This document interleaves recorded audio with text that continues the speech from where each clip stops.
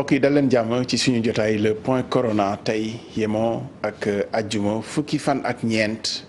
ci weeru mai ñu am mbégte comme chaque jour ni ñu koy defee di ñëw di xool fu jàngoro ji toll ci biir réew mi bu dul loolu it ñuy faral di jukki yenn ci pàcc yi nga xam ne nii am na njeexital ci suñu dundin feebar bi it ban njeexital la am ci suñu dundin lu ci bari waxtaanee nañu ko waaye nag bés bu ñëw aussi dafa am lu muy indaale te li muy indaale mu ngi aaju ci situation bi nga xamante ni moom la ñu waa Kër Docteur di ñu wax di ñu ko xamal di ñu wax fu feebar bi toll bi ñu xëyee tey waa Kër Docteur defati nañu situation bi wax dëgg fa yàlla wax nañu ni feebar bi ci ñi nga xam ne xëyee na ci ñoom yaatal nañu test yi yaatal nañu ko lool sax ndax ci juróom-ñeenti téeméeri nit ak juróom-ñeent fukk ak lu teg natt nañ leen xool fu doomu jàngoro ji tolloon ci ñoom bi ñu ko defee résultat yi dellu si ci positif wax nañ ni yaatu na ndax toll na ci téeméeri nit ak ñaar fukk ak benn yoo xam ne yàlla def na ñu mujj xëyee doomu jàngoro ji yokk ci lim bi nga xam ne nii moo fi nekkoon ndax lim bi fi nekkoon boo ci tegee téeméeri nit ak ñaar fukk ak benn yi amee doomu jàngoro ji muy 1394 cas ci ñoo xam ne ñu ngi tëdd hôpital ñuy toppatoo seen wàllu wér-gu-yaram lim bi bari na wax dëgg fa yàlla ndax ñii dañuy fàttali rek ni ay nit la yu tëdd hôpital ñu leen di toppatoo yu jotewul dara ak malade yi nga xam ne ñu ngeek yeneen i feebar te àla kulli haal faw ñu faj leen donc bu ñu nee junniy lal ak lu teg yu ñu yokk ci capacité wu hospitalisation Sénégal la ñu war a xam ni yëf yi bari na te war nañoo góorgóorlu mu bañ a ëpp loxo ñaar fukki nit ak juróom jot nañ cee ñàkk seen bakkan léegi dafa mel ni saay bu ñu xëyee nag lim bi am ñu ci wàcc te loolu moo jara moytu ndax limu ñuy dugg ci cas yu compliqué yi la bariwul ñu ciy mën a sauver ndax diggante bi ñuy toll loolu luñ ko war a bàyyi xel la te lu kaay di gën di bëri xëy na muy gën a bëri ay cas yu sévère nattable bi nag foofu la yem ndax jarul ñu koy nattable ak li xew ci àddina bi am na yenn réew yoo xam ne la fa xew yàlla na continuer di ñu ump ndax boo jëlee Amérique ñu ngi ci lu ëpp 86 000 nit yoo xam ne nii ñàkk nañ seen bakkan te nee nañu réew moom moo ëpp doole ci àdduna bi kon ngeen xam ne la xajul ci Amérique xajul ci ñun li ñu dese rek mooy fexe saafonte ak li ñu waa Kër Docteur di wax feebar bi dañ leen koy fàttali tous les jours li ciy muccal nit aajuwul ci daraja aajuwul ci poos bu diis aajuwul ci yor oto bu rafet ku ne mën na ko raxas say loxo ba mu set la yitte yu bari yi ci biti ñu wàññi ko boo amee juróom nga dajale ko dox ko benn yoon mu jeex couvre-feu bi donte yolomal nañ ko ci guddi gi du pour ñu génn ci diggante 21h ak 20h ak 21h pour def ci leneen mbokk yi ñu ñëw fii tey suñ jotaay tey woo fi ñoo xam ne wax dëgg fa la yaakaar nañu ñu mën ñoo yee mën ñoo gindi ci wàll wi ñu leen woo pour ñu waxtaanee ko ndax dañoo delluwaat lépp tey ci askan wi ci koom-koom ndax kat gis nañ ni feebar bi dafa mel ni ndekete dund la tënk te dund bu ko tënkee mooy tënk na suñu activité nag boo ko waxee ci économie la jëm réew yu mag yi seen économie moo njëkk a taxaw ñun dañoo yaakaaroon suñu économie ci leneen la waaye gën nañoo gis ni ndekete li ñu doon yàgg a wax suñu économie ci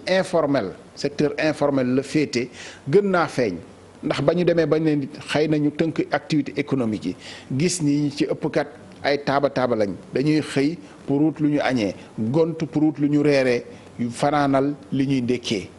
ñooñu xëy na tënk leen jafe na ñu war a waxtaanee wàllu woowu yëpp ak programme de résilience économique et sociale bi nga xam ne président yëkkati na ko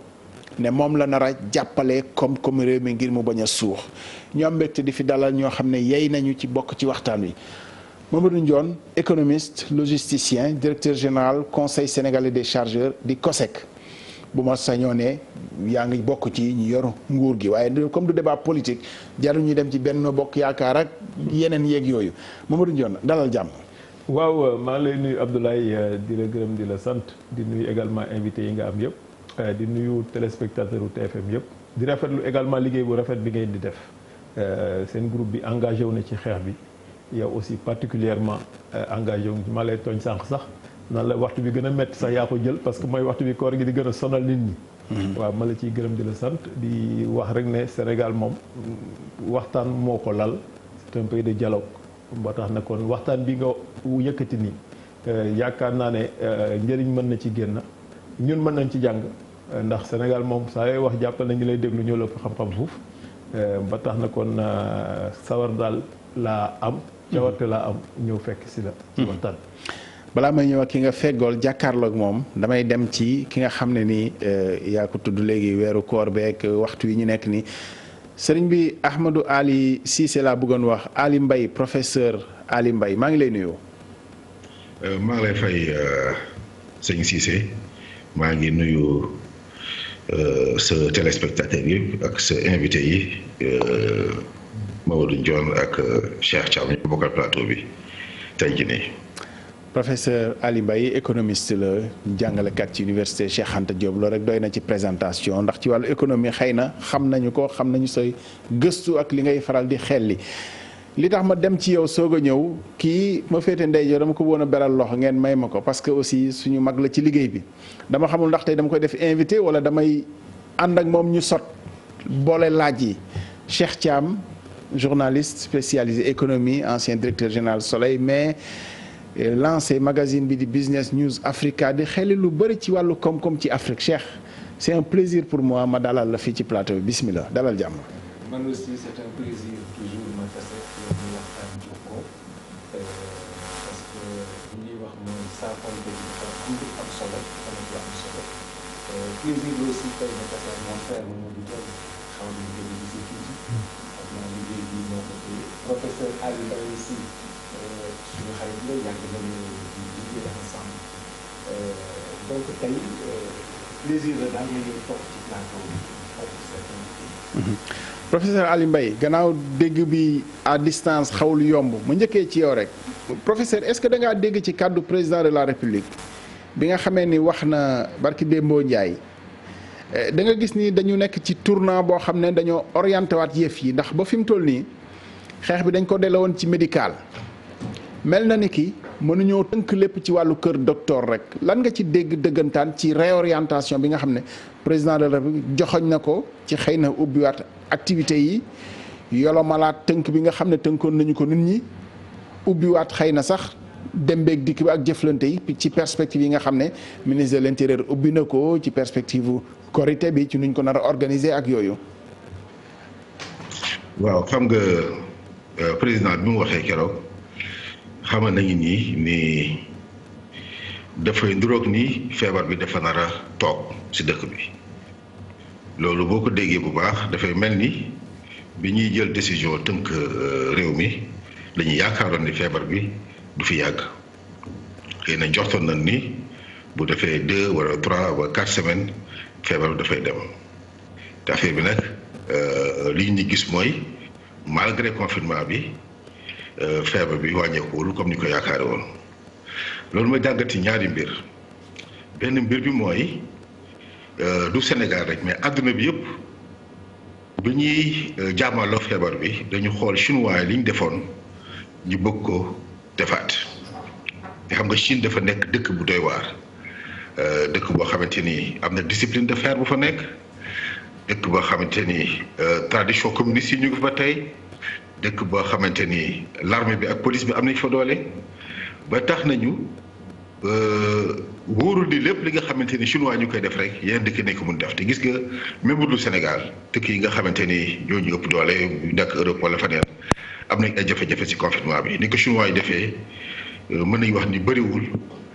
dëkk yoo xamante ni mënoon nañ ko ni defee parce que chinois yi teg nañ ñëpp seen kër dugal leen ci immeuble yi di fa jaar leen jox ñuy lekk di leen jox ñuy naan limité déplacement yi te bëriwul coow bi ci am yeneen dëkk yi boo xoolee même Europe amoon na ay quelques coow yu amoon loolu benn fànn la ñaareelu fànn bi mooy jàngat bi ñu bëri amoon ci feebar bi mooy que ni feebar bi dafa nekkoon juste feebaru wàllu santé te pour man nag feebar dafa rax ndaxte dafa am benn fànnu santé waaye am na beneen fànn koom-koom ndaxte boo xoolee secteur bi ñuy wax secteur informel yaa ko wax léegi dafa nekk secteur boo xam ne dafa bëri doole man gëstu naa si lu bëri bind naa si lu bëri depuis plus de 25 ans. ci Sénégal ak ci Afrique bi yëpp. fi mu toll si Afrique bi amul benn réew boo xamante ni toll na foofu ndax damay faral di wax ni boo xoolee Sénégal boo génnee ñi nga xamante ni ñoo nekk si fonction publique bi génn ñi nga xamante ni ñoo nekk si privé formel ñu nekk si privé formel mën na la xàmmee ndax ñoom ñoo nekk IPRES ak caisse de sécurité sociale informel bi amuñu genre couverture yooyu donc boo ko xoolee nga génn si ñooñu da ngay daal di am natt bu toll ni 500 000 personnes muy juróomi téeméeri junni nit. loolu boo ko xoolee da nga koy méngale ak ñi nga xamante ni ñoo toll si liggéey ñuy wax population en âge de travailler ñooñu weesu nañu 9 millions te lim bi dafa yokk chaque année lu toll ak 300 000 wala lu ëpp dugg si population en âge de travail te économie bi partie formelle bi amul capacité pour absorber ñooñu ñëpp donc ñooñu ñëpp ngay gis ñu ngi si informel bi ñoo nekk si mbay bi ñoo nekk si napp gi ñoo nekk si sàmm gi ñoo nekk ci commerce bi ñoo nekk ci transport bi ñoo nekk daal fépp waaw ñooñu nga xamante ne nag seen revenu dafa xaw a doy waar nga bëgg leen toog leen seen kër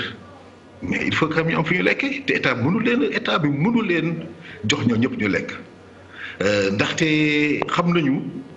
nit ñi nga xamante ni moo gën a néew doole Sénégal ñaata lay soxla pour lekk ANSD daf ñu jox li nga xamante ni mooy définir seuil de pauvreté c'est-à-dire niveau revenu minimal bi nga xamante ni moom la nit war a dundee. te boo jëlee revenu boobu nga méngale ko capacité état bi méngale ko budget bi nga xamante ni moo nekkoon budget fonds de réponse et de solidarité di nga gis ni du mate donc gannaaw nit nag mënuñu toog seen kër di xool seen njaboot ñuy am ay gàllankoor war a lekk du ñu lekk war a def lu bëri du ko def fu ñu jaar génn donc feebar mel nii boo bëggee jàmmal ak moom rek si côté médical bi xool partie santé bi xool virus bi. mais te doo xool ñun ñi nga xamante ni ñooy wàllante virus bi di paasante virus bi xool ñun ñooñu seen koom nu muy doxee xool ñun ñooñu seen taxawaay dal la war doxee c'est évident que dina jur ay difficulté jafe-jafe te jafe-jafe yooyu dafa mel ni si lañ commencé nekk nii. mais professeur ñu taxaw foofu damay jébbal laaj bi Mamadou Ndione après maa ngi ñëwaat dañ ñoo yàgg a wax balaa nga naan naam ne fa gis nga discours bi yëpp loolu la woon. bi ñuy justifier mesures yi nga xam ne jël nañu ko li ñuy wax mooy santé moo jiitu lépp comme ak dund ak yooyu yëpp tegee leen ko de côté ñu wax ci wér-gu-yaram ba pare changement de paradigme boobu Mamadou Ndione c'est-à-dire difficile na aussi nit ñi assimiler ko tey. waaw xam nga damay nuyu sama xarit professeur Mbaye nga xamante ne maag moom ñoo jàngandoo à l'université di nuyu également le doyen Chérif yow présenté nga ko comme journaliste. na man économiste laa koy présenté. spécialisé en économie koy xëccoo ma ak yow. ndax je pense que bokk na ci ñi samp sax secteur privé notamment benn organisation bu mag boo xamante ne moom bokk na ci ñi ko samp. kon damay rafetlu déjà jataay bi. li nga sa question am na solo trop ndax xam nga je pense que le professeur Ali wax na ko feebar bi bunt bi wér-gu-yaram la. mais en réalité virus bi bu doon dañ ko yónni ci koom-koom gi lañ ko gën a yónni ndax boo xoolee la muy yàq ci wàllu koom-koom moo gën a jéggi dayoo waaw mooy gën a jéggi dayoo joxe na exemple Chine sax au-delà de la discipline bi ñu dawal boo demee Chine ndax dem naa Chine boo xoolee seen dëkk niñ ko organiser dañ ko organiser noo xamante ne même échange day am entre les provinces tey jii ñu bëri dañ defee ne Chine pays communiste la et cetera mais y a pas plus libéral que l'économie chinoise boo demee ba Chine di nga gis ne ñoom yu bëri dañ ko yolomal mais dañu def une organisation du travail de telle sorte que boo xoolee tey Sénégal yu bëri bu ñuy dem Chine Guangzhou la ñuy dem ak yiw ndax foofu la commerce ba rek mais la ñuy defar ci yeneen zone ya lay jóge di ñëw foofu ci Guangzhou ak yiw ndax COSEC am na bureau bu nekk à yiw mais ci profité xam naa ñu ngi lay seetaan suñu représentants yi nga xam ne ay Sénégal lañ nekk foofu. am fa entreprise donc ma leen di nuyu. boo xoolee président de la République depuis le début Abdoulaye neewul damay tëj koom-koom bi xam nga muy mel ni ngay dawal fas nga téye ngalaab bi. ngalaab bi léeg-léeg xale yi ngalaab yi xamul ngalaab mooy li ñu lonk ci fas bi. buum googu téye les rênes. voilà mooy les rênes. fas bi léeg-léeg nga yolomal léeg-léeg nga dëgëral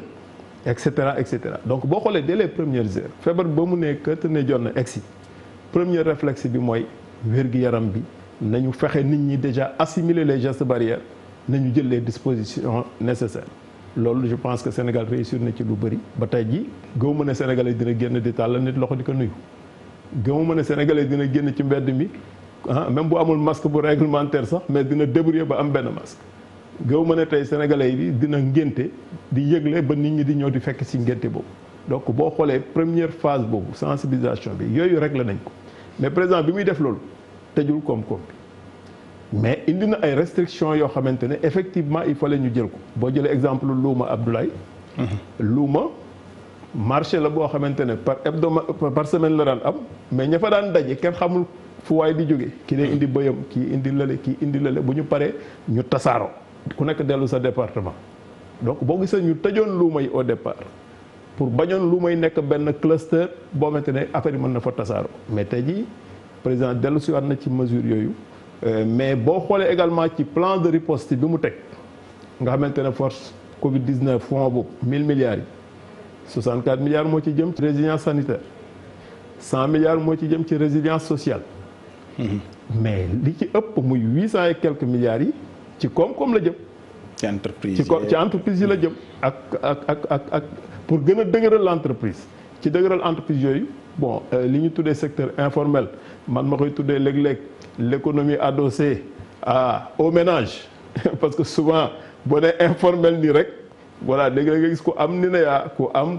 et cetera registre de commerce ñu tuddee ko toujours informel mais pour man l'informel grandeur nature jaaykatu caaf bi ci la bokk coiffeur bi ci mbedd bi ci la bokk te ñooñu ñëpp dañuy wéer seen koom-koom ci seen kër maanaam lu ma am tey ci journée bi ci laay joxe dépense ci laay régler li ci laay aw ma comptabilité aw ma dara donc loolu boo xoolee même avant Covid 19 di ñëw président déjà ba muy lancé programme liggéeyal ëllëg bi yaa ngi fàttaliku dafa créer ministère boo xamante ne chargé de l'économie sociale et solidaire. En réalité ministère boobu ñooñu lay viser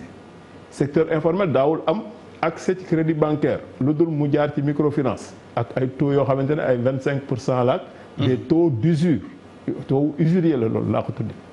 mais tey jii président bi mu créé la délégation générale à l'emploi rapide dafa ne bëgg naa informel bi jot ci xaalis jot ci financement yi ku soxla 50 000 wala 500 000 ñu lebal la ko ak taux yoo xamante ne du weesu 5% ndax man état maa créé benn instrument buy ñëw di jouer le rôle de garant pour pouvoir permettre aux banques ñu leble donc boo xoolee loolu enclenché woon nañ ko avant Covid 19 bi ñëw sànq rek maa ngi tooñ benn waay ma ne ko tey jii boo seetloo DER ngay gën a dégg muy dem dans les secteurs informels ak yenn filières yi di appuyer c'est parce que c'est un instrument qui était là qui avait été mis là avant le Covid 19 donc ligne boobu ñu jël ñun lii ñu émergence la à l'horizon 2035 léeg-léeg ma dégg nag Sénégalais yi ñu bëgg lépp tey ñu togg ko tey ji ko tey mu ñaw tey ñu jëmbat ko deqi ko tey régler ko tey émergence à l'horizon 2035 loolu lañ doon tabax Covid 19 ñëw nag pour man dina ko sax accélérer quelque part parce que dina tax sénégalais yi gën a commercer. pour yow accélérateur la doon plutôt que facteur. waaw parce que dina am choc. choc dina am ndax choc boobu dinañ ko sentir ci année bi mais dina créer beneen prise de conscience collective sur le consommé local boo xoolee libérer na un peu plus les énergies la créativité comme ni ko président rappelé keroog boo xoolee tey ji sénégalais gën nañu créatif te yaakaar naa ne bu la relance d'après Covid dina jël loolu yëpp en compte tey jii par exemple boo xoolee am na filière yu bëri yoo xamante ne xëy na jafe-jafe am na mais intervention de l'État gën na ci tar intervention des banques gën na ci tar te je pense que loolu déjà c'est un acquis mais Sénégal dès le début franchement option bi mu jël ci xeex feebar bi musul wax damay tëj koom-koom bi mais téye na ngalab bi léegi serré woon na ko au départ desserré na ko un peu plus te desserré boobu ñu ko desserré aussi lu am solo la ndax boo xoolee tey Sénégal 263 luuma moo fi am ak 250 marché permanent waxuma nag marché yeneen yi ndaw ndawaan yeeg yooyu yoo xam ne bëri na marché flottant yeeg yooyu yëpp boo ko réglementé au départ de manière restrictive jox préfet ak gouverneur yi ñuy jël ay dispositions à un moment donné il fallait que l'État ñëw ne may naa juróom benni fan mais juróom-ñaareelu fan bi nag dañ ko nañ nettoyé te am na marché bi daaw ñu nettoyé am na ñoo xamante ne daaw dañ daan def 7 jours sur 7 at bi yëpp dañu nettoyé pratiquement wala nettoyé taaba lay doon maintenant léegi 7e jour bi pour nettoyer marché bi la au-delà de Covid 19 bi ñu doon xeex sax dinañ xeexaale yeneen. dinañ ñëw ci li nga xam ne ni Covid bi dina ko changer. ci suñu doxalin donc ci wàllu koom-koom. ligne bi ñu jël depuis le début mooy bañ a tëj koom-koom bi. parce que am na dëkk yu tëjoon seen koom-koom. tubaab yi di wax déconfinement dañu tëjoon ràpp. Sénégal mosul tëju ràpp donc loolu aussi il faut ñu xam ko dans la démarche mais je pense que vraiment plan de riposte bi dina permettre ñu régler problème yu bëri mais le plus important mu ngi ci après Covid bi. Cheikh Thiam professeur Ali Mbaye dafa wax sànq benn mu ne bon Sénégal dafa def comme yeneen état yi li ñu def pratiquement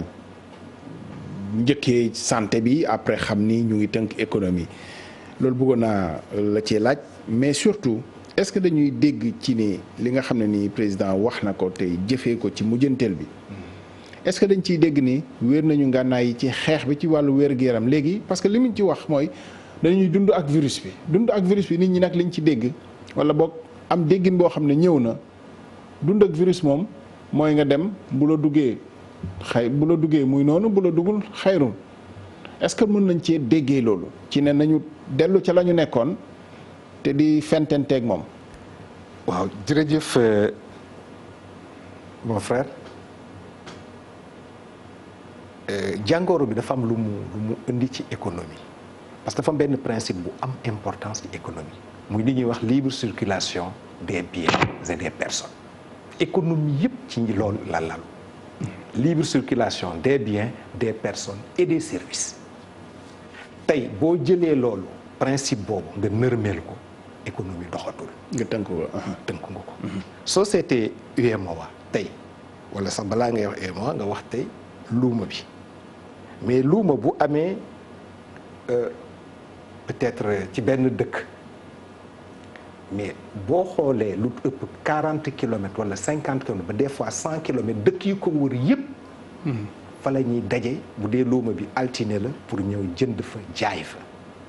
xam nga donc mi ngi permettre circulation. nit yaa ngi circuler marchandise yaa ngi circuler mais bu luuma amatul donc économie amatul loolu nag la principe boobu la feebar bi gàllankoor nërmeel muy libre circulation des biens et des personnes nga jël ko ci niveau état wala nga jël ko ci niveau échelle dëkk muy Sénégal wala nga jël ko ci sous-région bi muy UEMOA tey jii mon ami Mamadou Ndione directeur du COSEC xamee ne société UEMOA dëkk bu nekk am na conseil des chargeurs su ngeen évaluer tey trafic maritime bi am ci port bi ngeen xamee ne yéen am na pourcentage boo xamee ne ci ngeen di xëcc pour mën a faire vivre ces structures de chargeurs da ngay gis ne exportation yi Sénégal dafa baissé li daan génn di dem bitim réew. li nga xamee ne tam moo doon ñëw bitim réew jóge bitim réew ñëw Sénégal ci wàllu koom ci économie dafa wàcc loolu moo tëj économie bi li président jël mesure parce que tam feebar bi da ngay xam ne daf ñu bett te comme li ñuy wax ne lu la bett mën la bi feebar bi ñëwee xëy na Chine ñoom ñoo comprendre woon enjeu yi chinois yi bu ñu daan wone ci reportage télé yi ni ñu confiné nit ñi ko daan seetaan nekkuñu chinois daf leen doon def reetaan parce que loolu mosuñu gis lu demee noonu nga gis ñu naan ville fantôme partout même les reporters yi nga xamee ne grandes chaînes de télévision occidentales yi dañ doon tourner en dérision chinois yi ni ñu doon confiné woo mais boobu dafa yeggseegul ci ñoom te tamit comprendre guñu bi mu ñëwee ci ñun président jël mesure yi ñu indi couvre-feu mais professeur Ali Mbaye wax na ko 97% statistiques yi ANSD joxe. nee na économie Sénégal 97% économie informelle la 3% moo ci économie formelle nga ñëwaat ci lenn wax na sànq ne su ma juumul ci chiffre bi 500 000 individus.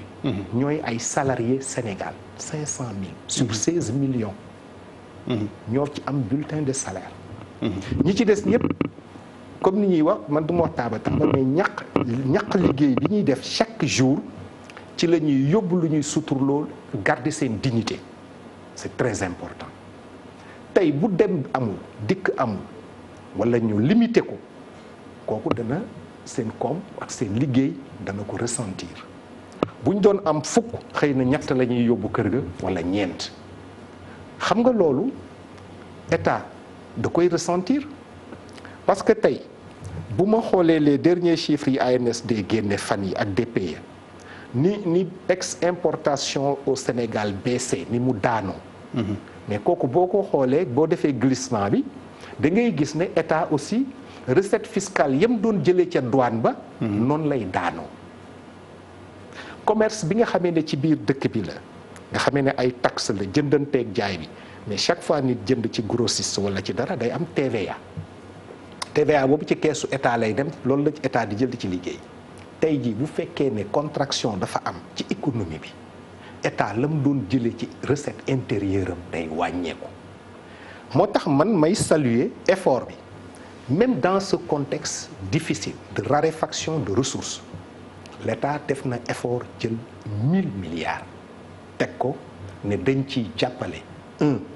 ci xeex bi sur le plan sanitaire lépp lu ñu soxla ci xeex bi ñu dugal ko ci mais aussi lépp loo xamee ne dafa war a jëm ci économie bi aussi ñu dugal ko ci jàppale entreprise yi et cetera et cetera donc loolu lu ñu war a saluer la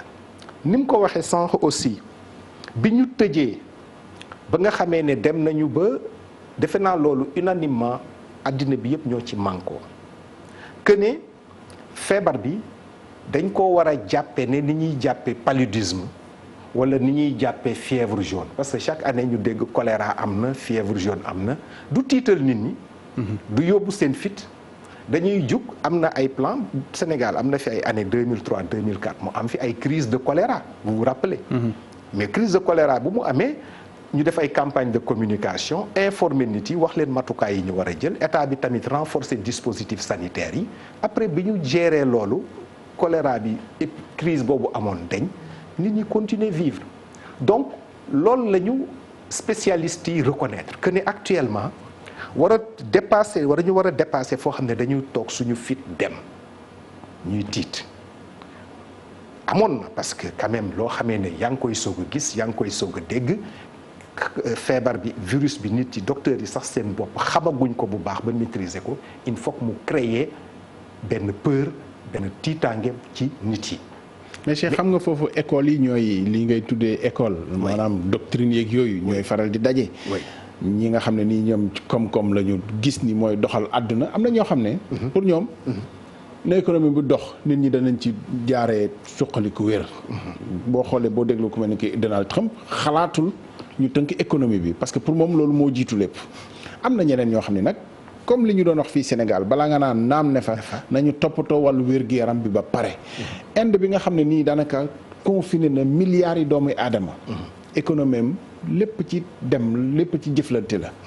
mu tënk milliards yi doomu aadama parce que yaakaaroon na ne xëy na wàllu wér-gu-yaram moo jiitu lépp c'est-à-dire glissement boobu bi ñu ko opéré aussi est-ce que dina yomb ci nit ñi ñu assimiler ko bañ cee dégg ne xeex bi daal ci wàllu wér-gu-yaram moom léegi tegee nañ ko de côté nañu continuer dund. déedéet je ne pense pas loolu bon xëy na kaawu Trump c'est un cas spécial. man dama ko jël comme un cas spécial. vraiment un élément à part may naa la ko hors du commun. bon maintenant bu ñu xoolee tey li nga xamee ne moom laa wax sànq ne économistes yi spécialistes yi nga xamee ne dañuy gëstu ci koom-koom dañu toog ba mu yàgg ñu ne déet suñu naree tëj mais ba kañ. suñu naree tëj ràpp benn économie ba kañ la ñu jëm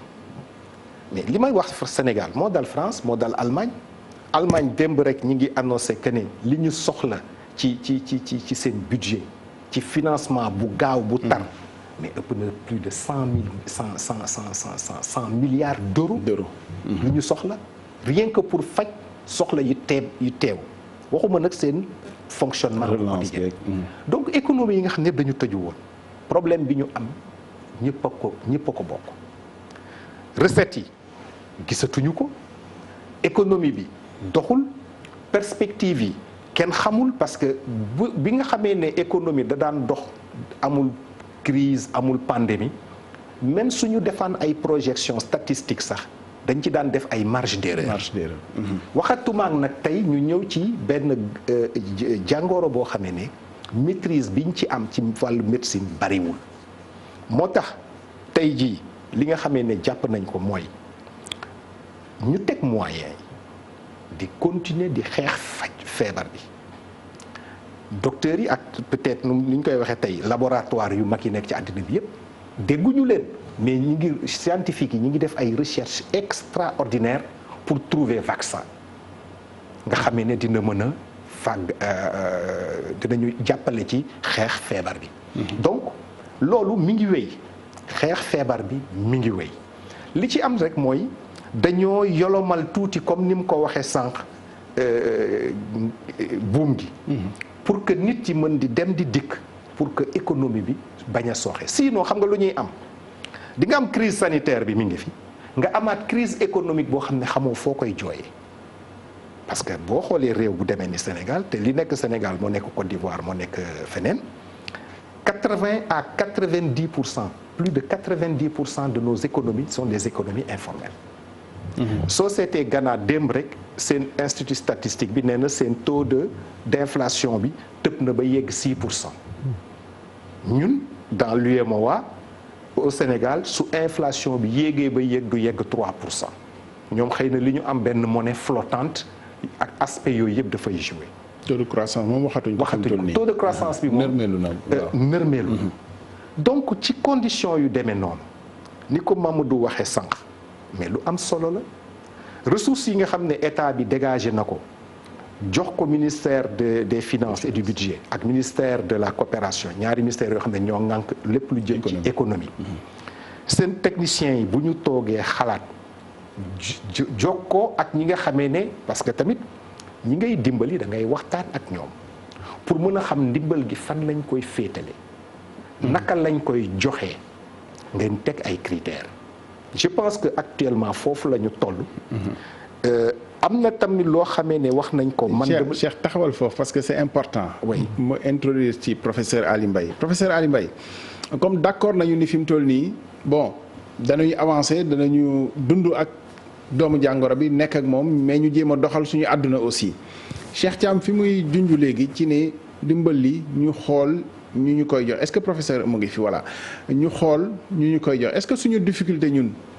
juddoowul foofu ci bi nga xam ne nii ñu ngi jël dogal yi c'est vrai que dogal yi mu ngi gën a yomb ci boo amee économie bu formelle comme ndëkku tubaab yi ni ñu ko defee nga xam ne xam nga li ngay tëj xam nga impact bu muy am ñun est-ce que suñu erreur wala boog du erreur sax parce que xamoon nañu ko aajuwul ci li nga xam ne nii liy tirer économie bi lu ci bari informel la fi ma ci bëgg a ñëw ci question bi mooy dimbal loolu muy wax pour jàppale économie bu fekkee ni secteur informel moo fi nekk boo xam ne identifier acteurs yi wala identifier ñi nga xam ne nii sax war nga leen jàppale xamuloo ko ëllëgu programme de résilience économique et sociale boobu pour mu mën a efficace ba ñu am résilience est-ce que du compliqué. waaw je crois que laaj nga laaj bi am solo ma profiter si rek pour jërëjëf sama ñaari xarit yi nekk si plateau bi muy Cheikh Thiam ak John si leeral yu am solo yi nga xamante ni def nañ ko si mbir mi bëgg tamit dalal sama xarit John dalal xelam ne ko sama taxawaay du fii tey taxawaayu dégg président ak liggéey bi muy def mais dañu nekk foo xamante ni dafa nekk débat public parce que ragal naa ni mbir mi fi mu nekk dépassé na président Sénégal si boppam moo mel dafa xaw a am division Sénégal yu bëri ñiy jàppoon dañu waroon continuer tëj koom-koom bi am ñeneen ñu bëri itam dañu yaakaar ne dañu war a tijji koom-koom bi réew na bu tollee foofu li ñuy wax débat public def si baax comme ça ñun ñi mën a gindeeku foofu rek laa taxawee ni tey ma bëggoon si pour tontu sa question bi yokk beneen mbir ñu bëri bu ñuy wax mbiru jàngoro bi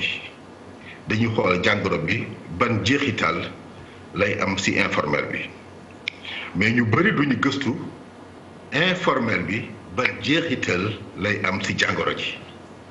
parce que xam nga mbir bi dafa doy waar dafa jaxasoo li ñuy wax relation bidirectionnelle daf siy am lu bëri ndaxte feebar bi ñëpp xam na ni mu ngi lawee si li ñuy wax contact physique di wax ni nit ki te nga jege ko lool ngay laal nit ki yooyu mooy tax feebar bi di law te mbir moomu nag si informel bi la gën a bëri boo xoolee sunu marché yi boo xoolee sunu gaal yi boo xoolee ni informel bi doxee yëpp nit ñi dañuy tàncaloo donc du rek feebar bi ban jeexital la am si informel bi mais informel tamit ban jeexital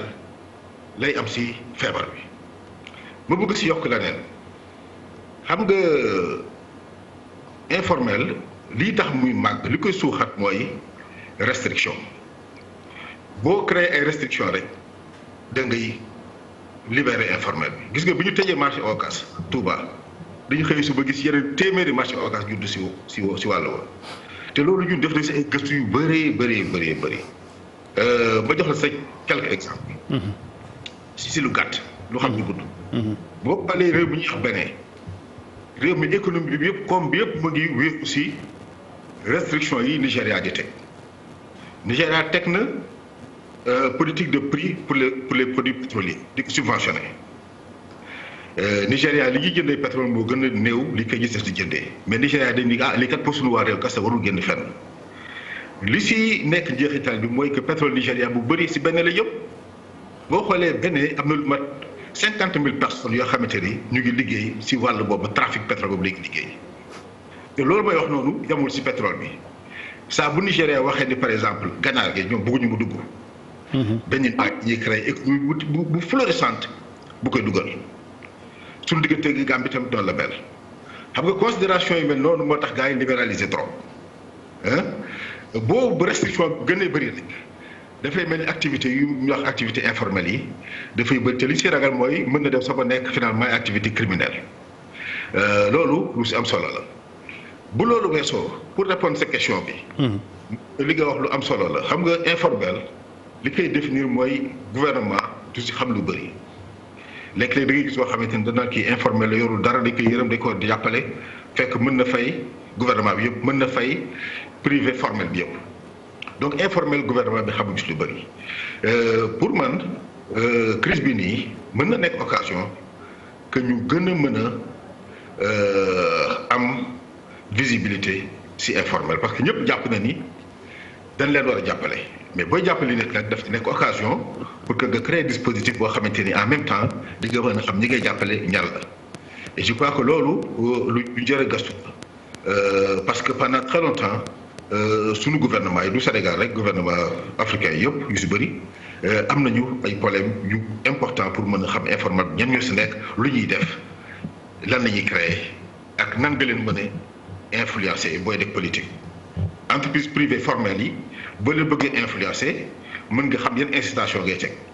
informel bi xamuloo si lu bëri dama yaakaar nag ni situation fu mu toll nii ak li nga xamante ni moo war a nekk suñu xalaat te moo nekk suñu xalaat ñun ñëpp muy wàllu après crise bi lan moo ñëw ak nan lañ koy gérer mais également nu ngi gérer crise bi actuellement parce que kon ma la ko waxee informel bi seen comportement dafay am njeexital si feebar bi nu ngi lawee pour mën a régler problème boobu je crois que il faut que ñu mën a am tuuti visibilité si informel bi nu muy doxee. professeur taxawal tuuti balaa ngay dem parce que bu ma sañee ni sax sociologue bi laa bëgg a te interroger parce que recherche économique yi defe naa ni presque sociologie la lii indi réajustement yi. est-ce que dëggantaan ci koom-koom la lalu wala ci social la gën a lalu ndax secteur informel boobu nga tudd nit ñi nga xam ne ñoo ciy liggéey wax nañu bu ma nangulee say chiffres man yi ma amoon sax yu gën a féete suuf la waaye nangul naa la sa bos ci 500 000 actifs yoo xam ne déclaré nañ sur une population active de 9 millions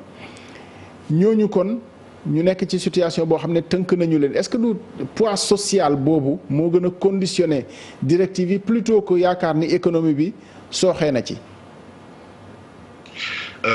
xam nga dafa nekk ñaar yëpp dafay ëmb ñaar yëpp dafay ëmb li ngay tuddee sociologie ak même des aspects historiques parce que informel bi dafay lalu si li ñuy wax réseau yi muy réseau religieux yi muy réseau de parenté yi réseau ethnique yi boo xoolee commerce bi ma wax léegi muy wàllu Nigéria ak Bénin li ko lal mooy Yoruba yi nga xamante ni da nga leen gis Nigéria di leen gis Bénin ñi làkk seen làkk waxuñu anglais waxuñu français seen làkk bopp la ñuy làkk di def seen affaire wóolante it am seen institution yoo xam ne wóolu nañ ko moom la ñuy gën a wóolu di leen gën a déglu que institution gouvernement yi te même chose ngay gis fii par exemple am na gëstu yu am solo yoo xamante ni def nañ ko ci communauté mouride ak ni ñu structuré seen secteur informel boo xoolee informel ci biir communauté mouride bi dañuy jàppalante ba Marseille ba New York ba Dakar gis nga xalif bi ak sëriñ yu bëri dañuy dem ci diaspora bi léeg-léeg di visiter gars yi parce que am na réseau yu important yoo xam ne réseau religieux la ak réseau ethnique ak réseau de parenté yoo xamante ne ma structuré activité informelle bi loolu kenn mënu ko ignorer mais am na aussi beneen affaire bu amoon xam nga avec programme d'ajustement structurel yi boo fàttali ko dañuy waxoon suñu réew yi ñu ubbeeku après règle OMC yi ñëw gën a dëgëral loolu donc suñu réew yi ubbeeku baax a baax a baax si ubbeeku boobu nag si la entreprise yu bëri yi fi nekkoon normelu salariés yi fa nekkoon dem dugg ci informel bi parce que jënd beeg jaay bi dañ ko gën a yombal te loolu boo sàgganul lu bëri na si dañ parce que ragal naa ne OMC ni mu amoon doole ak échange internationaux ni ko libéralisé woon dootu mën a demati nii et puis ragal naa ne aussi ni ñuy tënkee woon gouvernement yi pour ñu génn seen loxo si économie bi bàyyi lépp marché bi ak secteur privé bi di ko diriger ak di ko décider loolu tamit ragal naa dina wàññeeku bu baax moo tax ma yaakaar ni pour préparer reprise bi il faut que ñu gëstu bu baax a baax a baax a baax nan la ñu mën a gérer suñu informel mais duñ ko mën a def comme ni ñu ko doon gérer avant di gars yi di tuddee business as usual ni ñu ko doon gérer avant anglais di ko wax business as usual def comme si kon dara xewul. ragal naa dafay doy waar léegi nii. et puis ñun def naa nu ñuy gérer suñu modèle def naa suñu bosu bopp lay doon sax parce que. du macroéconomie bi sax ñun micro bi sax agriculture par exemple war nañu xool nu ñu koy gérer Mamadou Ndione maa ngi ñëw léegi dafa am dañ ma soufflé léegi ni dafa am ko bëgg a suuxlu suñu waxtaan parce que mu ngi koy seetaan xëy na mu intéressé ko et puis mu am ci cër muy Souleye Sarr je pense directeur général adjoint ACEP est-ce que c'est bien ça. oui c'est bien ça. Souleye Sarr yaa ngi ñuy dégg. waaw maa ngi leen dégg bu baax. waaw suuxlu bi nag xam naa du mën a yàgg dañ lay may rek nga barkelu ci comme yaa ngi ñuy seetaan. exprimer ko ñu may la ko ci lan nga bëggoon a addu ci li nga xam ne nii wax nañ ko parce que impact yi defe naa ni yéen ci li ngeen di liggéey bokk na ci sax peut-être les impacts sur le secteur le monde agricole ci jamono joo xamante ni xëy na dem beeg dikk bi tënku na microfinance tudd nañ ko fi sànq yéen a ciy nekk mais liñ leen sas pour ngeen jàppale ko acteurs yi est-ce que yéen tamit am na leneen loo xam ne ni nguur gi xalaatal na leen ko pour mu bañ a dis ci yéen trop ba ëllëg mu bañ a doon effet domino ki jàppale ki ba finalement ka nga xam ne nii moom lañ yéen lu gën a diis bu daanoo ña ci des ñëpp daanoo Souleye Sarr. effectivement jërëjëf monsieur Cissé maa ngi nuyu sa invité yi waxtaan bi am na solo trop. Je pense que waxtaan bi mu ngi dafa ñëw à son heure lu tax parce que il a fallu que crise bi am pour ñu xam ne c'est vrai que am na ay études ANSD yu ko génne que le secteur électricité économique est composé de 97% du secteur des entreprises du secteur informel léegi boo waxee informel dafa yaatu dans l'informel comme ni mu ko waxee léegi il y a des activités yu ñuy wax de survie adossées au ménage il y a des activités génératrices de revenus yoo xam ne ñoo xaw a gën a am un actif lu tane gën a tane il y a lu ñuy wax les très petites entreprises il y a les petites et moyennes entreprises soo jëlee les activités de survie yooyu c'est pas la microfinance moo ko war a adressé parce que souvent ce sont des ONG yu mel ni ay DER ak ay yoo xamee ne c'est des structures qui ont été créées par l'État qui sont pas régulées qui ne sont pas assujettis à un dispositif prudentiel, ni n'ont pas d'objectif de rentabilité. C'est un budget de l'État la ñuy utiliser mën nañ joxe ay taux à 2%, 5%. Encore que c'est pas suffisant. Il faut que l'aspect entrepreneurial, l'accompagnement, l'aspect éducation financière, c'est ce niveau le plus bas là ñu mën a accompagner parce que nit mën ko jox capital sans intérêt te du mën a fay parce que l'expertise qu'il faut la relation au marché yoo xam ne war na ko am pour que lu mu produire mën a ñu mën ko écouler mun a jàll capacité de planification loolu formation en gestion yoo xam making sense xam nga ak en entrepreneuriat en développement personnel et cetera loolu moo ko mën a accompagner pour moom benn capital benn soft skill bu mun a permettre capital boo ko jox sans intérêt mu mun ko fructifier. mais sinon lépp day dem en place donc les activités de survie et les activités génératrices de revenus. pour dire que la microfinance moom rôle bu muy jouer. c'est pas au niveau des activités de survie. c'est à partir n'est-ce pas des AGR. souvent foofu da ngay intervenir en groupement da ngay jël nit ñi ay activités collectives de 10 personnes 50 personnes nga mun leen jox benn crédit bu nga xamee ne dañoo une activité collective pour rembourser encore que bu ma jëlee exemple pour que rôle bu état war a jouer auprès de la microfinance moom mooy aujourd'hui puisque ñun ñooy adressé la microfinance ay 450 milliards de production de crédit par an ça c'est pas rien mais 58% de cet argent là ñoo koy jégaane ba Cape Town les ay AFC KFW ñu ñoo koy dem uti te xoolal xaalis boobu bu ñu ko duggee mu nekk ay devises il faut ñu fay 18% de BNC n'est-ce pas bénéfice non commercial taxe sur le bénéfice non commercial ak 17% de TVA pour compte loolu day renchérir coût bu ñu koy jëlee ay après 7-8% soo ñëwee teg si ñaari taux yooyu dafay important donc à partir de ce moment yow mënoo joxe benn taux boo xam ne day avoisiner un taux à un chiffre c'est impossible amul benn économiste moo wax ne à ces conditions là mënoo jël de l'argent de l'étranger à 8% teg ci TVA pour compte teg ci BNC ak les coûts de transaction xam nga la proximité ñun bu ñu jouer pour atteindre les gens pour permettre l'accès dans l'inclusion financière c'est des coûts énormes de transaction des faits généraux alors que boo jëlee par exemple état bi ay fonds yu mettre en place lu ñu wax le PADEF avec la banque islamique lu ñu wax par exemple ay Transepris avec la coopération italienne ñun à 5% lañ koy joxe parce que le taux est à 0% comme d'ailleurs si l'État en fait fait une convention avec les institutions de microfinance les taux ne dépassent pas 7%. Le PADEF le PADEF EJ comme on dit le fonds de développement de l'entrepreneuriat féminin des jeunes filles et des femmes on donne à 7%. Les 2% reviennent à l'État. Les 5% restent au niveau du SFD. Alors que le risque nous incombe à 100%. Il n'y a pas de risque sharing. Donc c'est l'État qui doit essayer de faire un plan stratégique de développement du secteur de la microfinance. Étant entendu que en fait, c'est les doubles faces d'une médaille. Là, les activités économiques du informel d'une part et les activités de financement de la micro. Il faut que l'État ait un plan stratégique pour avoir une vision claire pour nous permettre que le microfinance du jeu en Asie, au Cambodge, aux Philippines, même pour le en fait, la protection du développement durable, n'est-ce pas, la protection de la flore, tout ça, la microfinance de l'Union jouer, la santé, l'eau et l'assainissement, microfinance aussi jouer. Mais le fait que l'État a une politique globale d'inclusion financière, bon, le ministère des Finances commence à mais par exemple, n'est-ce pas, au niveau de la direction générale du secteur financier et de la compétitivité. Donc, l'autre pour l'État origine, on va de crise, nous jeter l'anathème sur la microfinance, alors que l'État, Souley, je pense Souley Sarr alors est-ce que yaa ngi may dégg non attends Souley Sarr ma garder le 2 secondes. Je pense que xëy na am na ñaar yoo xam ne bu ñu ko dissocier moo gën ci ñëpp. li nga xam ne ni prospective la te fekkoon c'est vrai état bi mu ngi ci woon ci liggéeyam ak microfinance ba am na ci circuit bi même ci wàññi taux yi ñu ngi ci woon. pour liy tegu ci kaw ñi nga xam ne ñooy soxla microfinance mais dafa am loo xam ne aussi règlement communautaire bi moo ko mayewul pour ñu dem ci directement loolu benn la deuxièmement fi ma la bëggoon interpeller ñu waxaat ci est-ce que yaakaaroon ni quand même li ñu teg microfinance bi dañu bëgg régler situation bi nga xam ne moo nekk ni jonn c'est-à-dire soutenabilité ñi nga xam ne ñoom ñoo koy soxla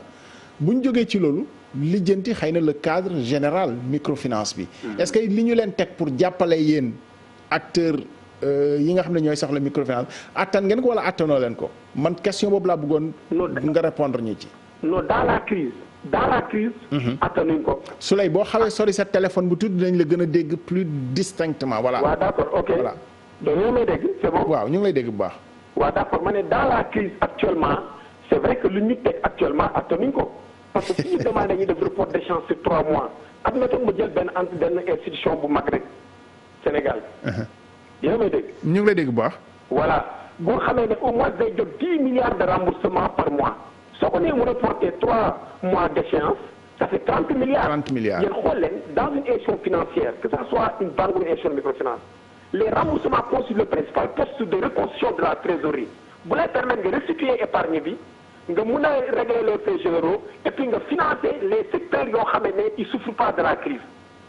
mais ce que yow on t'a demandé de reporter 3 mois d'échéance si l'État ne vient pas avec un fonds de refinancement un fonds support au support de sécurité donc ça pose problème donc attanuñ ko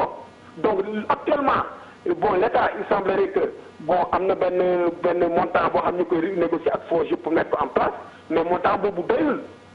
su bëggee la résilience de l'économie sociale et solidaire informelle soit quelque chose de très très très rapide et avec une certaine célérité il faut que microfinance ñu jox ko faut ñu jox banque yi 200 milliards jox minimum 50 milliards microfinance vous allez voir que le secteur informel est très résilient ñu bu leen accompagner donc fi mu nekk nii tey ko parce que report d'échéance benn gap de trésorerie bu énorme la créé actuellement ñu ngi wër suñu bailleurs yi pour ñu defal ñoom tam report d'échéance parce que quand on reporte les emplois il faut qu'au niveau de la ressource qu'on puisse nous reporter aussi un certain nombre d'échéances pour qu'on puisse tenir et accompagner l'économie dans la crise et après la crise dans un fonds de relance donc attanuñu ko. Souley seeni exécution seeni de l'économie et des gens dama leen di déglu mais presque il parle plus du secteur bancaire des grandes entreprises et cetera alors que monsieur Aliou Mbaye c'est un professeur maa ngi koy nuyu mais lu mu wax loolu la aujourd'hui soo buggee nga sauver un peu les impacts sociaux et bon il faut que nga liggéey ak microfinance. Je pense que vrai problème lay poser quand même je pense que c'est assez sérieux parce que problème bi mu posé ci organe de microfinance yi banques yi nga xam ne nii ñoom la nit ñi leb te waroon a fay weer wu ne état bi ne nañ leen may reporter mën nañ ko poser entreprise yi nga xam ne état nee na leen bu ngeen amul activité sax bëgg naa ngeen góorgóorlu fayal ma téel ma seen salariés yi fay leen à hauteur de 70% ba jëmmi jamono man am na lu ma leen di dimbalee programme de professeur Ali Mbaye dafa mel ni dafa dem mais foog ñu téye ko parce que je pense quand même qu'il pose un véritable problème d'efficacité même du programme de résilience économique et sociale parce que bu fekkee ni li ñu teg nit ñi attanuñu ko efficacité bi évidemment du fi nekkati. waaw en fait bon il a posé beaucoup de problèmes xëy na li ñuy wax naan. njëkk a yuuxu affaire bi def naa njëkk a yuuxu la rek. parce que metti na ci ñëpp parce que affaire bi moom. yóbbante waal na la ay doléance am. doléance microfinance xëpp na ko ci même c'est de bonne guerre. ba li ma bëgg rek nit ñi comprendre un peu mooy déjà li ma expliqué sànq trajectoire la maanaam ñëw falu ne damay dem horizon 2030. mais Ndione spécifiquement. non xaaral damay ñu dellu si. c'est vrai que c'est-à-dire que dama bëgg rek ñu dissocier les deux. ça loolu perspective la horizon la mais tey jii face à la crise au moment où on parle moi j'essaie d'être pragmatique concret moment bi ñuy wax ni la DER a levé est en train d'accompagner les acteurs de la filière anacarde pour lever au moins 10 milliards actuellement il y a des gens qui ont reçu leur financement dem di jënd anacarde ci àll bi pour la transformation et également pour les exports. xëy na loolu état rek moo ko mën parce que rôle état la aussi. c'est-à-dire que non parce que amul objectif de rentabilité comme ni ko Souley Sarr wax je pense que. DER peut-être amul objectif de rentabilité bi nga xam ne entreprise commerciale bi moom la am. je pense que ça aussi c'est la vérité. ci ay banques BND banque agricole. CMS. non mais BND. xaaral CMS ak PAMECAS. xam nga PAMECAS lan la. du microfinance. parce que tout simplement am na. mais essentiellement c'est de l'argent public mooy gën a financer ce que je veux dire li ma bëgg a wax mooy état rôle am te bu ñu nee état sax ñun ñëpp la ñëpp ci état lañ bokk. léegi ñu bëgg a wax état mel ni état ñee la ñee fële la li ma bëgg a wax mooy état mettre na en place les leviers mais état bu mettre en place de l'argent public l'état dicte ses conditions état du jël argent public jox ko ay banques yi di appliquer taux yoo xamante ne. taux yooyu du taux yu état fixé parce que aussi quelque part la mission de l'état c'est de toucher les couches les plus vulnérables tey jii boo demee ba ay jigéen jël seen i takkaay seen i meubles di ko tayle pour avoir du crédit nga soxla 1 million 2 millions nga dem ci benn structure moi j'ai vu des dames yoo xamante ne même les bijoux de mariage dañ koy tayle pour avoir des crédits de 2 millions 3 millions est-ce que c'est normal dans un pays non l'état dit pour mettre un frein à ça je crée un instrument qui s'appelle la DER avant la crise Covid-19 lañ ko créé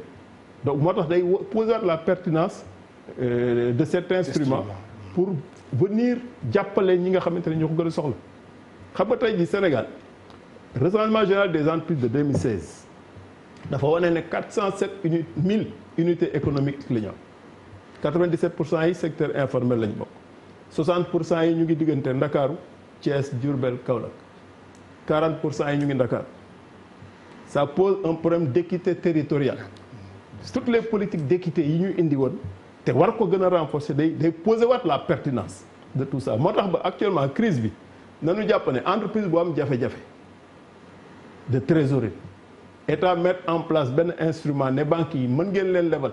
sur la base des 200 milliards que moi état j'ai mis mais duñu la fay tout de suite les entreprises vont payer 1 an après pour une durée de 5 ans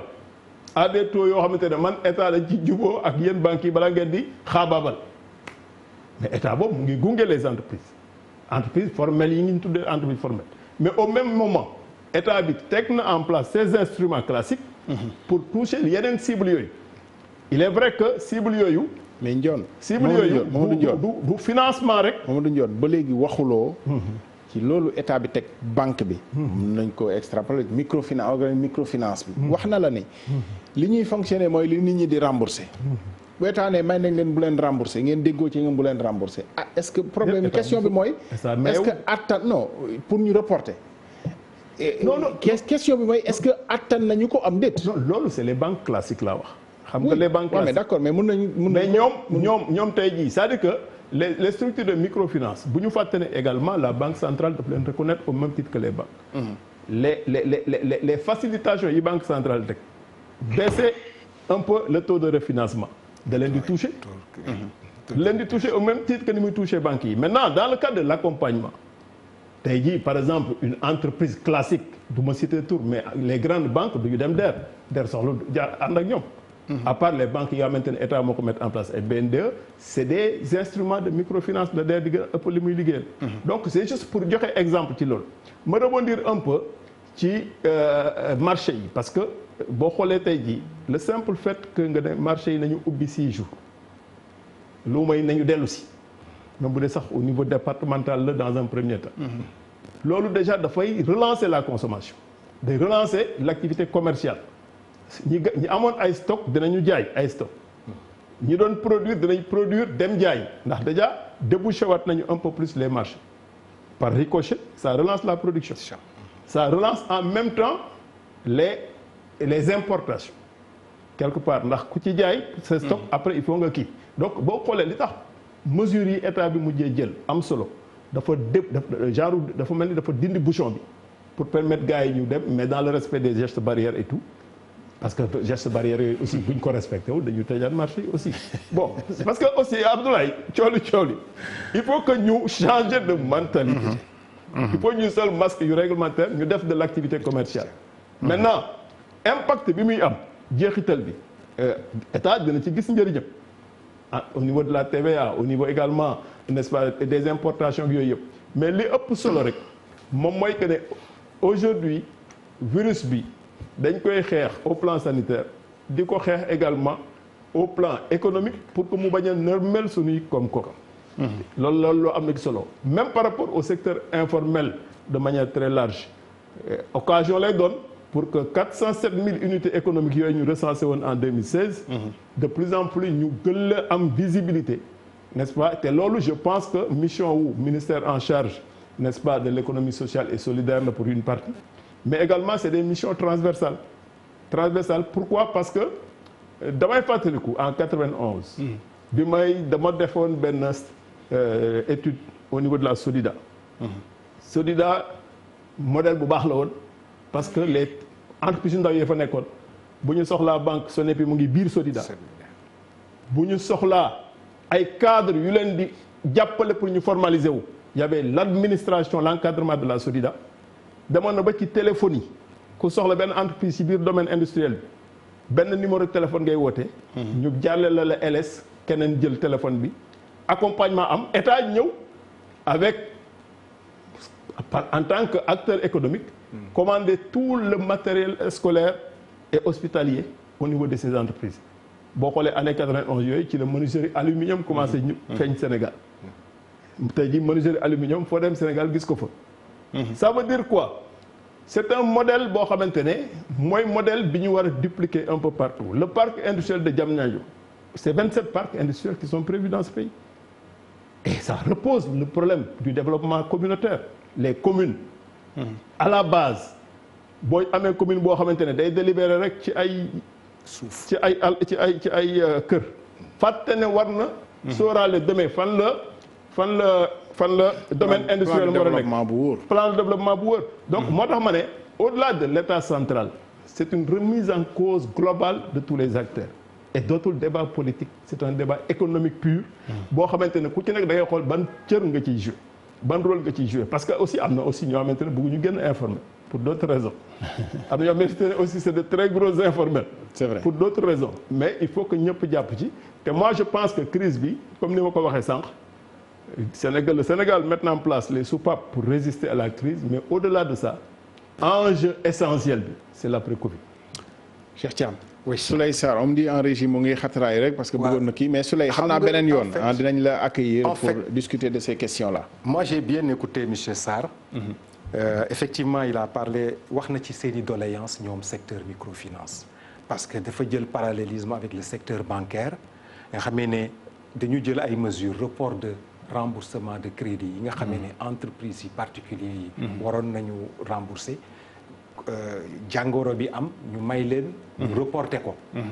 je pense que ñoom dañu bëgg a bénéficier ci même faveur yu demee noonu bon c'est des structures bien organisées qui dépendent d'une direction générale qui les coordonne au niveau du ministère de l'économie et des finances. Je pense que si nous rapprochons au ministère des Finances, on peut étudier leur cas. Ça, je pense très bien. Parce qu'effectivement, ils ont le même fonctionnement que les banques. Mais maintenant, moi, ce que je remets en cause, moi, taux yi muy wax.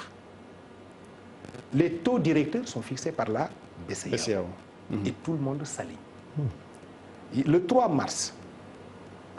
dernier, le président de la République mi ngi doon lancé deuxième phase DER 2 années de DER. Ce jour-là, il a lancé un cri du cœur. Est-ce que c'est même possible de dire président qui lance? Il a lancé un appel à la BCEAO demandant à la BCEAO de jouer sur les taux, mais aussi de surveiller les organisations de microfinance. Parce qu'il y a des taux usuraires. Le président de la République parlait même des institutions de microfinance et des banques.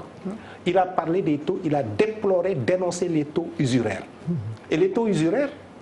c'est la Banque centrale qui fixe un niveau. Suñ ko dépassé 18% peut-être ou le 22%, lu ko dépassé ñu ne c'est un taux usuraire. Et qu'est-ce qu'on a remarqué? Que beaucoup d'institutions de microfinance ñi ngi nekk dans ces taux usuraires. En réalité, quand même, il faut le dire, hein, et vraiment, je le dis avec beaucoup d'honnêteté. Organe microfinance au Sénégal yi vraiment nekkuñu ci taux dépassé wuñu très souvent. Ils sont même en deçà de li nga xam ne ça se pratique dans la sous-région Sénégal quand même, mais le président a trouvé que c'était encore très élevé et a instruit le ministre de l'économie sociale et solidaire et de la microfinance pour discuter encore avec les organes de microfinance pour baisser. Ils sont encore en deçà de ce que la BCEAO permet, mais l'autorité, le président estime que c'est encore très élevé. Dinaa ci def ay recherche parce que ça m'étonne que bon mën na nekk quand même qu'au niveau de la sous-région qu'on ait les taux les plus bas. Mais c'est pas parce qu'on a les taux les plus bas au niveau de la sous-région que ces taux sont supportables pour les bénéficiaires. Man, c'est le bénéficiaire qui m'incombe. Parce que ni mu ko waxee, moi j'ai vu des drames hein, des institutions de microfinance. J'aurais bien aimé que monsieur Sarr nekkoon fi tey pour mën a tontu ci li may wax ni. Des institutions de microfinance qui ont prêté de l'argent comme ni nga ko waxee jigéen ñi liggéey la ñu xam dañuy jël seen takkaay dem tayle ko ci institution de microfinance bi. Mais derrière qu'est-ce qui se passe? Mais dañ doon def recouvrement bi lañ doon utiliser des pratiques yoo xam ne ça date du médiévaux, c'est des pratiques médiévales. jël ay photo nit taf ko ci buntu institution yi pour wax ne diw ameen na xaalis. Ici dans la banlieue de Dakar, ça j'ai vu de mes yeux. C'est grave. C'est des comportements yoo xam ne. est-ce que mu ngi am ba léegi loolu est-ce que bon quand même évolué nañu je pense. li may wax matul 3 ans 4 ans. 3 ans 4 ans. Donc ñu ngi ci ay taux yoo xamee ne il faudrait les revoir quand même. ñu ngi ci ay benn approche boo xamee ne elle doit être inclusive. Maintenant quand il s'agit de la DER, moi je salue cette approche parce que elle a permis rien n'est parfait, on n'est pas dans un monde pur et parfait. Et surtout dans l'urgence d'ailleurs que DER ñëw en appoint. Non dafa fekk moom comme ni ko Mamadou waxee sànq la DER existait avant le. Tout à fait. Mais tey ce que je dis mooy man nañu war a revoir ces critères. L'État doit trouver d'autres ressources parce que les besoins sont colossaux, sont immenses pour le secteur informel. Mais dañu limiter seen intervention ci critères yi il faut avoir 40 ans. C'est vrai dañ ko calé ci pour les hommes, pour les hommes,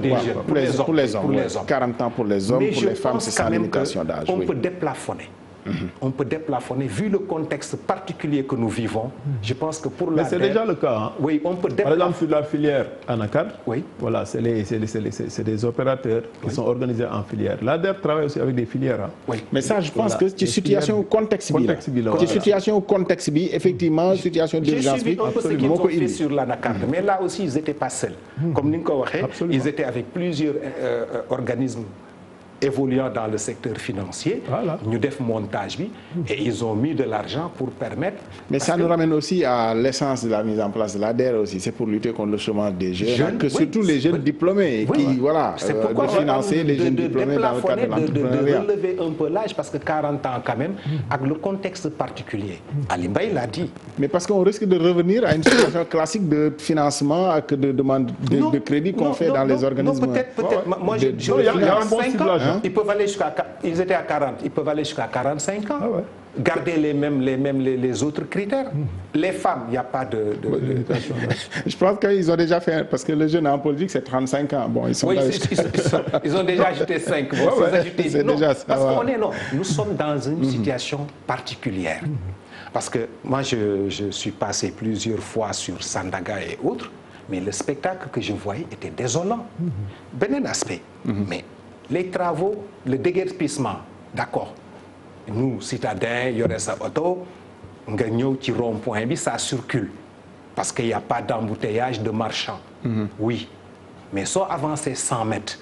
da ngay gis ay groupe de 10, 15 jeunes, tout le long, qui sont là, qui font rien. Pourquoi? Parce que simplement les activités, je vous donne l'exemple, c'est rond-point Liberté 6, qui gagnaient leur vie de ça. Mais vu qu'on veut restructurer, on veut moderniser, je pense qu'il faudrait qu'on trouve des alternatives. Parce que tout simplement, Mamadou l'a dit tout de suite, ou bien les maires, d'habitude, ne pensent pas à des plans urbanistiques de développement de leur localité. Quel est le problème à Dakar? Nous avons un problème d'urbanisme, d'infrastructures commerciales. Les quartiers, il n'y a pas d'espace réservé pour des marchés, il n'y a pas d'espace réservé pour un centre commercial. Donc, qu'est-ce qui se passe après? Pour faire des activités commerciales, mais les jeunes sont obligés de les faire autour des ronds-points. Même les grandes surfaces qui ont des moyens extraordinaires pour trouver un espace où exercer. D'habitude, ils viennent, ils achètent 2 ou 3 maisons côte à côte dans certains quartiers pour en faire leur enseigne. Bien sûr. Vous voyez? Donc, il nous faut être beaucoup plus imaginatif dans le contexte actuel. Les structures qui existent, nous avons des moyens conséquents, mais là où le bas blesse, peut-être on ne l'a pas évoqué, c'est parce que le temps est presque fini, c'est le problème de l'annulation de la dette. Le Sénégal compte sur cette annulation pour trouver d'autres ressources importantes, parce que le remboursement de la dette du Sénégal, c'est autour de 800-900 milliards par année. Si la dette était annulée, mais c'est un pactole extraordinaire, une manne qu'on peut utiliser à réorienter dans d'autres secteurs. Professeur Ali Mbaye, vous avez le beau rôle, il y a ici un modérateur. Est-ce qu'il est là? Oui, je suis toujours là. Bon, on vous laisse vraiment le rôle de modérateur, de tirer les enseignements de l'intervention de Souley Sarr qui nous a réorienté le débat, mais c'était important, je pense, de l'entendre. Mais bon, voilà, on en est là. Professeur Ali Mbaye. waaw xam nga intervention monsieur Sarr bi ak intervention yi tontu sama xarit yi Cheikh ak Mamadou John Mamadou dafay wane loo xamante ni lu am njëriñ la te suñu gëstu yi wala na ko teg ci baaraam mooy pauvres yi dañu naqaree jot pauvres yi naqare joo jot lool bu ñuy dellu si affaire microfinance am na ay gëstu yu bëri yu def yoo xamante ni du ñu rek ñoo ko def suñu équipe mais àdduna bi yu bëri ay gëstukat wane na ni ñi nga xamante ni ñoo jël xaalis si microfinance bi ñu si bëri du ñu xam ñu gën a ndóol loolu am na débat bu bëri boo xamante ni créé na ko. c'est vrai beneen affaire bi mu wane tamit mooy gis nga bi ñu gouvernement bi génnee plan wu force Covid bi fonds de riposte et de solidarité bi ñu bindoon nañu benn këyit def ko dans le soleil ak circuler sur réseaux sociaux yi ñu ne aide directe bi ñu bëgg a jox gaañ yi jox leen ay vivres joxal xaalis wala joxal xaalis mais finalement gouvernement Sénégal ay vivres la mu joxe am na ay gàllankoor yu muy àndal en général te loolu du Sénégal rek dëkk yu bëri seen expérience wane na ko. parce que identifier pauvres yi moo jafe. ñun dañu recommander woon gouvernement bi ñu aider pauvres yi à travers les activités informelles parce que li ñun ñi war a xam mooy pauvres yi du ñu toog seen kër di xaar ay ndimbal pauvres yi ñu ngi génn di daal seen doole. d'une façon ou d'une autre ñi ñu ngi siré ay dàll ñi ñu ngi jaay cere. ñi ñu ngi def la donc li ñu gisoon mooy boo bëggee dimbali pauvres yi te mu nekk dimbali boo xam dafay sax te dafay jëriñ réew mi da nga koy jaarale seen ay koom. loolu sama xarit Mamadou Ndione wax na si lu am importance ma li ñuy wax parc industriel boo xoolee informel bi dafa yaatu am na ñoo xamante ni ay mécaniciens lañu ay tôliers lañu pourquoi mënuñu leen dajale si benn espace bu yaatu boo xamante ni ñoom ñoo koy gérer seen bopp parce que il faut que ñu ni xam ni informel bi am na ñu leen di waxal c'est pas les faîtières nécessairement faîtières yi xëy na am nañu importance. UNACOIS ñu ngi fii CNES ñu ngi fii mais boo xoolee si localité bu nekk marché bu nekk am na ci seen ay njiit ak seen ay ñi leen waxal il faut que aussi ñu wax ak ñooñu parce que ñooñu mën nekk ay vecteurs yi nga xam ne ñu permettre ñu atteindre yi nga xamante ne ñoo nekk si niveau yu gën a faible mais lépp bëgg wax mooy que ni informel dafa yaatu mën nga jël yi nga xamante ne ñoo bokk métier nga dajale leen ñi nga xamante ne ñooy liggéey si mbiru dàll mën ngeen dajale si benn espace ñi nga xam ñoo def automobile moo xam électricien yi auto moo xam mécanicien auto mën nga leen boole si benn espace ñu gérer ko seen bopp li gën a compliqué si mbiru informel mooy mbiru marché yi parce que marché yi lépp a ngi si biir marché yi commerçant bu mag mu ngi si biir kii jaay mburu mu ngi si biir kii jaay cere mu ngi si biir kii jaay dàll mu ngi si biir marché yi ñoo naqare lijjanti te dafay nekk genre matrice boo xamante ni dafay lawal jàngoro ji. mais professeur on peut quand même professeur on peut quand même se mettre d'accord sur li nga xam ne moo ñu tëwoon pour defar suñu marché yi te nit ñi yaakaaroon ni c'était impossible Covid bi woon na ni c'est possible parce que finalement defe naa ni dootuñu dellu ginnaaw ci marché ak bu mu mën di doon muy am répit ñuy tëj marché yi dimanche pour raxas defe naa loolu xëy na xalaatuñu ñu dellu ci ginnaaw. même en temps normal. raxas bi dara la si raxas bi am na si importance il faut que ñu koy arrêter. entre autres points mais également am visibilité ak contrôle dafay am njëriñ pour état. bien sûr. li ñu mën a def mooy déjà pourquoi mënuñu spécialiser marché yi pourquoi mënuñu ni écouter ñiy jaay cere côté bii la ñu nekk. ñiy jaay légume côté bii la ñu nekk. ñiy jaay leneen côté bii la ñu nekk loolu benn fànn la si. beneen fànn mooy képp ku si nekk quand même mën na la identifier. bien sûr Ndione wax na recensement bi c'est important mais xam nga ñoom dañu nekk ñoo xamante ni dañuy disparaître di renaître donc dafay laaj benn dispositif boo xamante ni dafay tax nga mën leen di surveiller et de le suivre à tout moment fi mu nekk nii li ñu mën def ci marché yi mooy fexe ba nga xamante ni képp ku si nekk gars yi mën la identifier ba pare mën la di suivre parce que aussi il faut que état bi nekk sur le terrain. am na secteur yu bëri yoo xamante ni ñu ngi sur le terrain mais il faut que département du commerce ak yeneen département yi gën a nekk sur le terrain parce que loolu mooy mën a tax nga mën a surveiller li nga xamante ni ñooy nekk si marché yi ak si informel bi ba nga xamante ni dañ mën a wéyal seen liggéey mais itam duñu gaañ réew mi duñu gaañ koom bi duñu gaañ santé bi. professeur programme boobu boo moytul moo gën a yaatu sax plan Sénégal émergent identifier ñiy liggéey ci marché yi parce que. ki teg taabalam sax am na ñetti nit ñu taxaw ci kanamu table bi yoo xamante ne nii ci table ba la ñuy liggéey ainsi de suite ainsi de suite on va terminer juste sur cette image je pense que c'était le directeur du cadre de vie Omar Ba architecte de formation d'ailleurs ça tombe bien qui disait que Dakar est un marché linéaire en continu c'est vrai boo xoolee image bi de Sandaga aux Parcelles Assainies ay marché yu taqaloo la te réew nag vraiment amul réew